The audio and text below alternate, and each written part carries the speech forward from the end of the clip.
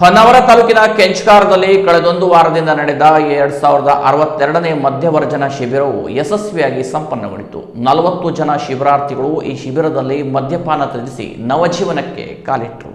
ಶ್ರೀ ಕ್ಷೇತ್ರ ಧರ್ಮಸ್ಥಳ ಗ್ರಾಮಾಭಿವೃದ್ಧಿ ಯೋಜನೆ, ಬಿಸಿ ಟ್ರಸ್ಟ್ ಹಾಗೂ ಜನಜಾಗೃತಿ ವೇದಿಕೆ, ವಿವಿಧ ಸಮಿತಿ, ಸಂಘ ಸಂಸ್ಥೆ, ದಾನಿಗಳ ಆಶ್ರಯದಲ್ಲಿ ಹೊನ್ನಾವರ ತಾಲೂಕಿನ ಕೆಂಚಗಾರದಲ್ಲಿ ಒಂದು ವಾರ ಮಧ್ಯವರ್ಜನ ಶಿಬಿರ ನಡೆಯಿತು.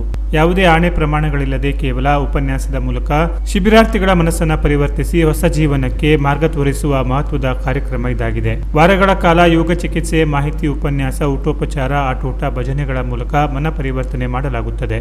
ಅಂತೆಯೇ ಈ 2062ನೇ ಮಧ್ಯವರ್ಜನ ಶಿಬಿರದಲ್ಲಿ 40 ಜನ ಪುರುಷರು ಮದ್ಯಪಾನ ಬಿಟ್ಟು ನವಜೀವನ ಆರಂಭಿಸಿದರು. ಶಿಬಿರದ ಸಮಾರೋಪ ಸಮಾರಂಭವನ್ನು ನಗರ ಬಸ್ತಿಕೇರಿ ಗ್ರಾಮ ಪಂಚಾಯತ್ ಮಾಜಿ ಅಧ್ಯಕ್ಷ ಮಂಜುನಾಥ್ ನಾಯ್ಕ್ ಉದ್ಘಾಟಿಸಿದರು. ಮುಖ್ಯ ಅತಿಥಿಯಾಗಿ ಪಾಲ್ಗೊಂಡಿದ್ದ ಜನಜಾಗೃತಿ ವೇದಿಕೆಯ ಯೋಜನಾಧಿಕಾರಿ ಗಣೇಶ್ ಆಚಾರ್ಯ ಮಾತನಾಡಿ ನವಜೀವನ ಹೇಗೆ ಸಾಗಿಸಬೇಕೆಂಬ ಮಾರ್ಗದರ್ಶನ ನೀಡಿದರು. ಸಭೆಯ ಅಧ್ಯಕ್ಷತೆ ವಹಿಸಿದ ಶಿಬಿರದ ವ್ಯವಸ್ಥಾಪನಾ ಸಮಿತಿ ಗೌರವಾಧ್ಯಕ್ಷ ವಿಘ್ನೇಶ್ವರ ಹೆಗಡೆ ಮಾತನಾಡಿ, ಇನ್ನು ಮುಂದೆ ಇವರು ಮದ್ಯಪಾನ ಮಾಡದಂತೆ ನೋಡಿಕೊಳ್ಳುವುದರಲ್ಲಿ ಕುಟುಂಬದ ಪಾತ್ರವು ದೊಡ್ಡದಾಗಿರುತ್ತದೆ ಎಂದರು.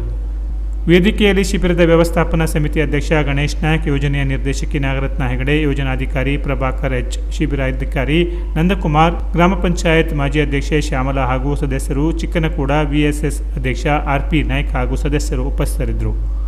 Canara plus news Honnavar.